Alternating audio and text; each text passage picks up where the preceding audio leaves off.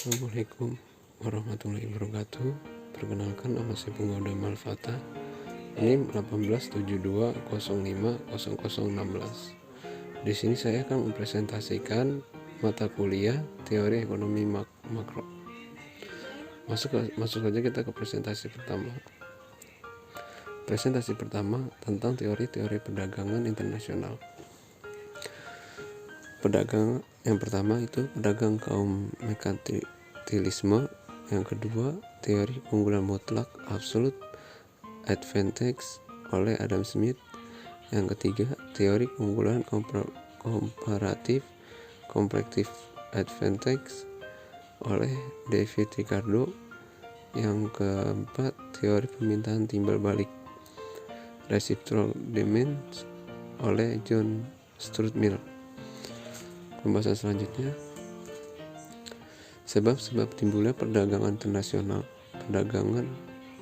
Sebab-sebab timbulnya perdagangan internasional. Yang pertama, perdagangan jumlah penduduk dalam perbandingan luas tanah.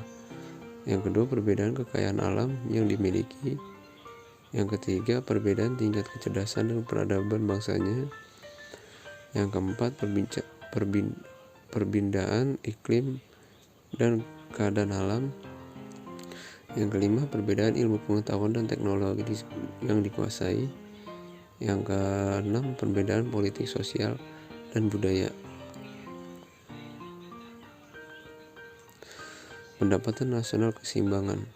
Keseimbangan pendapatan nasional, atau dapat dikatakan juga sebagai equilibrium national income, adalah suatu keinginan masyarakat untuk melakukan pergeluaran, pembelanjaan, atau melakukan investasi serta kegiatan ekspor dan impor. Contoh-contoh tersebut sama halnya dengan penawaran barang dan jasa, atau keinginan pemerintah, pengusaha, dan masyarakat untuk menghasilkan barang dan jasa yang meliputi aggregate supply. Pendapatan nasional merupakan rata-rata pendapatan yang diterima oleh seluruh sektor rumah tangga pada suatu negara dari peneraan berbagai faktor produksi dalam suatu periode tertentu atau selama 1 tahun. Peranan pemerintahan dalam ekonomi makro. Peranan pemerintahan dalam ekonomi makro memiliki porsi yang relatif besar. Kajian terhadap seberapa besar peranan pemerintah diwujudkan dalam kebijakan moneter, kebijakan fiskal, dan kebijakan ekonomi internasional. Kebijakan moneter dan kebijakan fiskal secara teoritis dalam digunakan pemerintah untuk memperbaiki kondisi perekonomian ekonomi makro, termasuk ke dalam kebijakan ekonomi, karena kebijakan ekonomi makro ialah kebijakan ekonomi yang mencakupi semua aspek ekonomi pada tingkat nasional. Tujuan dibuatnya kebijakan ekonomi. Yang pertama, menstabilkan kegiatan ekonomi. Yang kedua, mencapai tingkat penggunaan tenaga kerja, kesempatan kerja tanpa inflasi. Yang ketiga, menciptakan pertumbuhan ekonomi yang tangguh. Uang dan bank. Uang dalam ilmu ekonomi tradisional didefinisikan sebagai setiap alat tukar yang dapat diterima secara umum.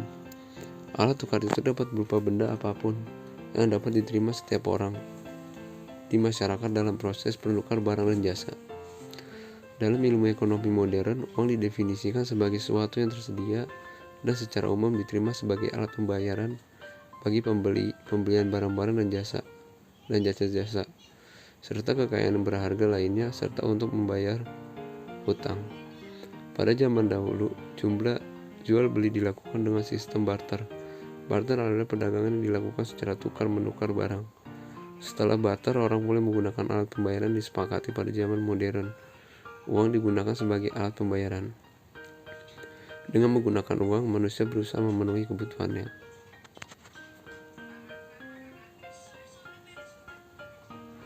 Syarat-syarat uang. Yang pertama, diterima dan dipercaya oleh umum. Yang kedua, memiliki nilai stabil. Yang ketiga, ada zaman dari pemerintahan.